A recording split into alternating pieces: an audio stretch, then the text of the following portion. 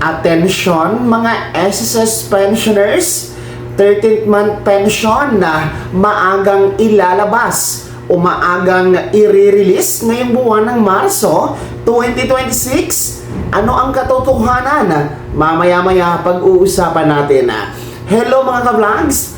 Welcome dito sa aking YouTube channel. Magandang araw po sa lahat ng mga manonood. Saan po kayong dako sa mundo? Kumusta mga ka-vlogs? Eto ang 13th month pension ngayong taon na 2026, di umano maagang ibibigay, maagang i-release ngayong buwan na ito ng Marso 2026.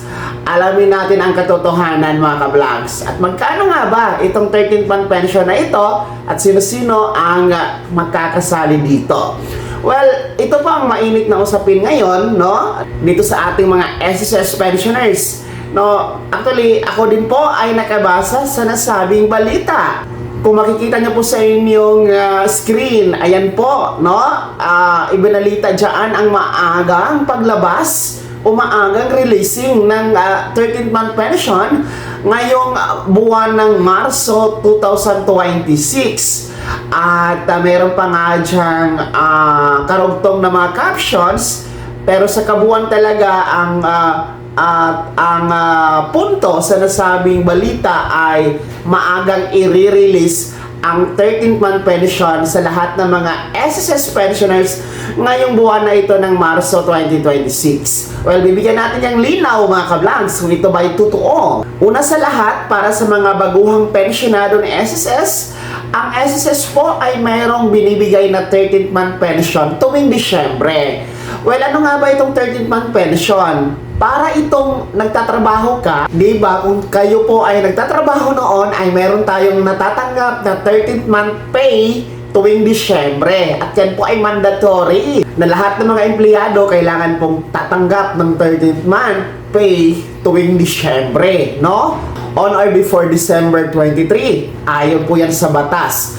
So, ganun din po sa pagiging pensyonado sa SSS, meron din po tayong tinatawag na 13th month pay, pero ang tamang term o tamang termino is 13th month pension. Well, ang 13th month pension ay sinimulan nito ni SSS taong 1988. So, trivia po taong 1988, sinimulan po ni SSS ang pamamahagi ng 13th month pension hanggang sa kasalukuyan. Wala itong palta. Every December, namamahagi ang SSS ng 13th month pension sa lahat ng mga SSS pensioners. Well, magkano nga ba ang makukuha during 13th month pension releasing?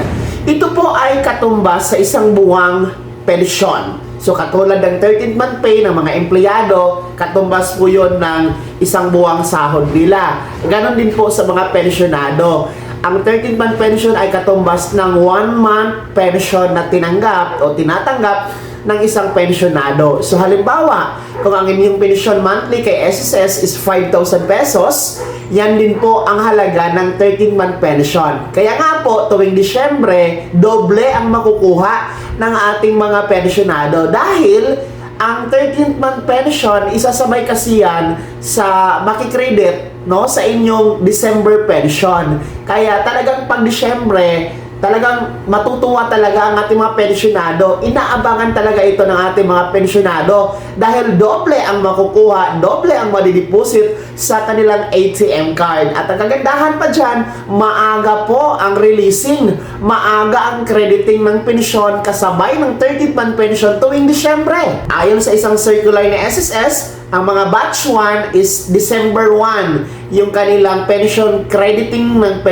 pension nila for December kasabay ng 13th month pension. Samantalang ang ating mga second batch ay December 4 naman ang kanilang pension crediting kasabay ng 13th month pension. So maaga talaga, no, para po siguro matanggap at mapakinabangan sa Kapaskuhan at Bagong Taon ng ating mga pensyonado ang kanilang pensyon ng Disyembre at 13th month pension. So yun po yung kabuuan na detalye kung ano ang meron sa 13th month pension mga ka-vlogs. Well, balik tayo dito sa ating pinag-uusapan.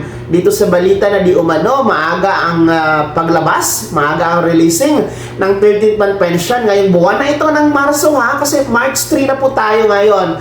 Well, yan po, no, diretsahin ko na kayo, yung balita na yan ay fake news. Wala po yung katotohanan. Ang SSS, wala pong advisory, wala pong anunsyo na merong circular na nagsasabi na ang 13th month pension ay maagang i-release, no, ahead, no, before sa Disyembre gaya nito Marso. Walang ganun mga ka-vlogs, dahil ulitin ko, ayon sa original at hindi pa naman na-revise sa circular na meron ng SSS, every December lang talaga, first week ng Disyembre, makukuha at makikredit sa inyong ATM card ang December 13th month pension mga ka-vlogs. Kaya ito pong balita na ito, no, yung nagsasabi na ngayong buwan ng Marso maa-advance, matatanggap ang 13th month pension, fake news po yan. Wala yung katotohanan.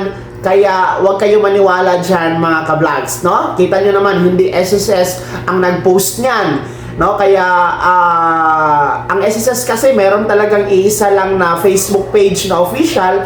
Doon po ay nakakasiguro kayo na tama talaga ang kanilang mga anunsyo at abiso.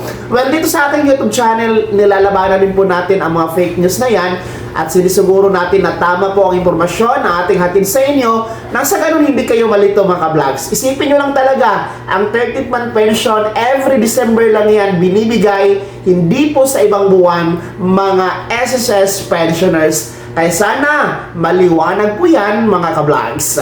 Kaya naman mga SSS pensioners, ano po yung komento at reaction sa balitang ito? Sino sa inyo dito ang mga nakabasa din ng mga balitang yan at nakapanood din po na di umano maaga ang releasing ng 13th month pension, no, ngayong buwan ng Marso? No, sino sa inyo? Ibahagi niyo po sa comment section na nasa baba, pakilakip ng buong pangalan at kung taga saan kayo. Kung bago ka pa lang sa aking channel o di kaya di ka pa nakasubscribe, i-click niyo muna ang subscribe button na nasa baba. Huwag kalimutan na pindutin ang notification bell, ilagay sa all para una ka sa mga balitang i-upload ko. Maraming salamat po. God bless. Mag-ingat po mga ka-vlogs.